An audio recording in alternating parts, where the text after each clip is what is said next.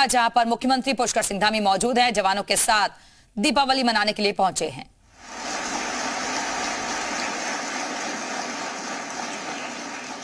मैं उनका शुक्रगुजार हूं कि उन्होंने आज दीपावली के पावन त्यौहार पर अपना कीमती समय निकालकर दीपावली मिलन हमारे साथ मनाने का फैसला लिया और इसके लिए हम उनके बहुत आभारी हैं।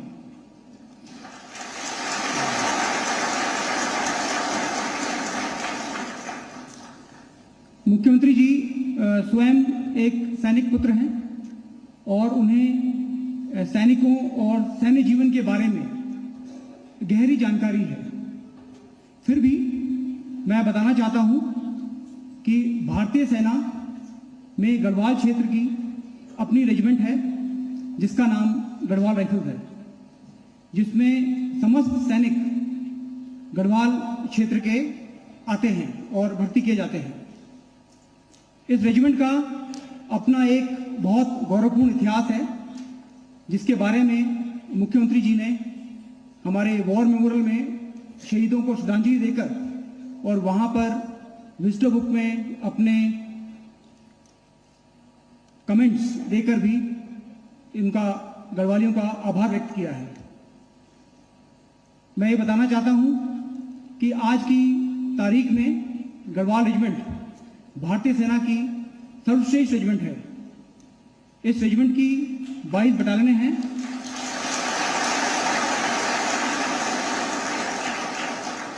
इस रेजिमेंट की 22 बटालियनें हैं जिसमें जोशीमठ में स्थित गढ़वाल स्काउट शामिल है, 3 राष्ट्रीय राइफल बटालियनें हैं, 3 टास्क फोर्स हैं और 2 टेरिटोरियल आर्मी बटालियनें हैं। कुल मिलाकर करीबन 24,000 सैनिक आजकल एक्टिव ड्यूटी पर हैं। इसके अलावा हमारे करीबन 50,000 भूतपूर्व सैनिक हैं और जैसा कि आप सबको विदित है, गढ़वाल में हर परिवार में से कम एक सैनिक है। तो इस प्रकार से ये गढ़वाल रेजिमेंट गढ़वाल वासियों की और पूरे देश के लिए है। मैं मुख्यमंत्री जी को ये बताना चाहता हूं कि किस प्रकार यहाँ पर हमारा कार्य चलता है। गढ़वाल राइफल रेजिमेंटल सेंटर और रिकॉर्ड्स गढ़वाल राइफल्स जो यहाँ पर स्थित हैं, हमारा सबसे महत्वपूर्ण काम है गढ़वाल राइफल्स की बटालियनों के लिए अग्निवीर तैयार करना, उन्हें श्रेष्ठ परिश्रम देना, उन्हें श्रेष्ठ प्रशिक्षण देना, जिससे कि वो देश के अलग अलग इलाकों में अपनी जो कार्य है उसको सुकुशल रूप से कर सकें और देश को सुरक्षित रख सकें। इसके अलावा हमारा दूसरा कार्य है सभी बटालियनों के नुमाइंदों के लिए यहाँ पर सैन्य विद्या और हथियारों की। तो सच बताऊं तो जितनी खुशी आपको हो रही है यहाँ पहुंचने पर, उससे कहीं ज्यादा खुशी मुझे आप सबके बीच में हो रही है।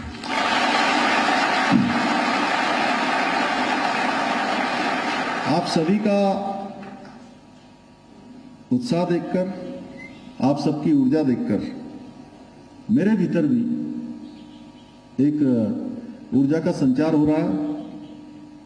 और कहा गया है कि अवध तहां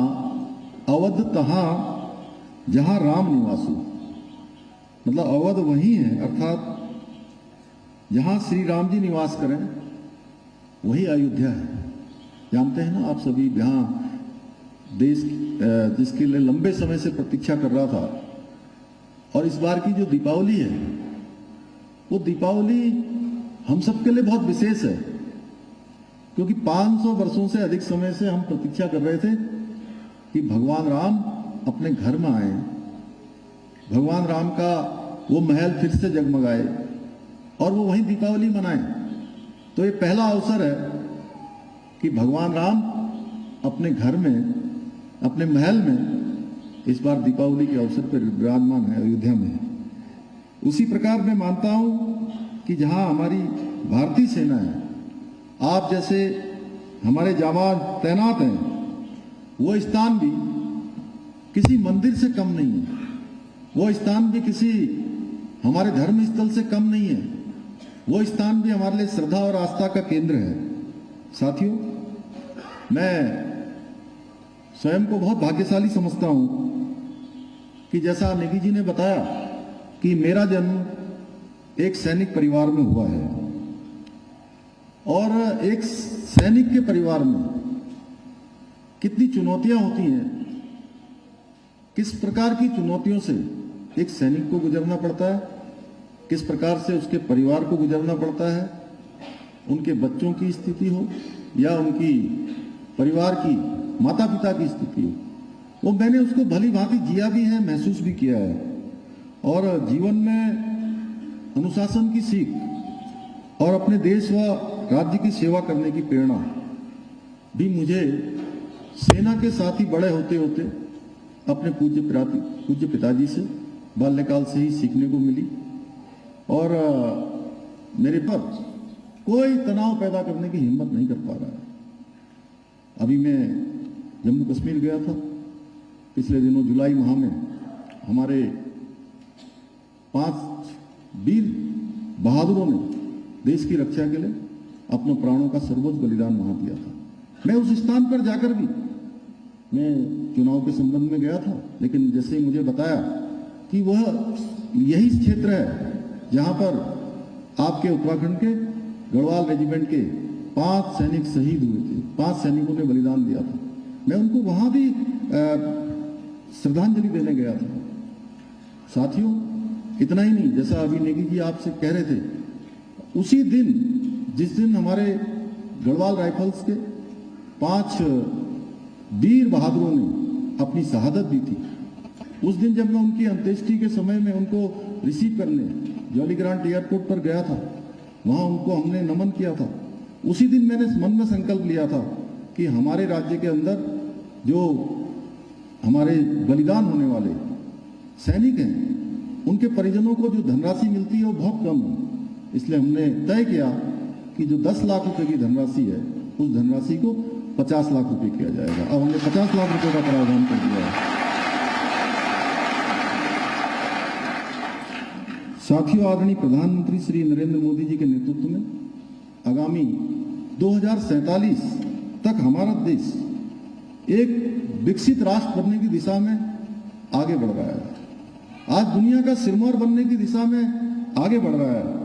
इस क्रम में आज आर्थिक हो, सामाजिक हो, हर दृष्टि से तेजी से आगे बढ़ने के साथ ही सैन्य स्तर पर भी लगातार मजबूत हो रहा है। हमारा देश लगातार आगे बढ़ रहा है।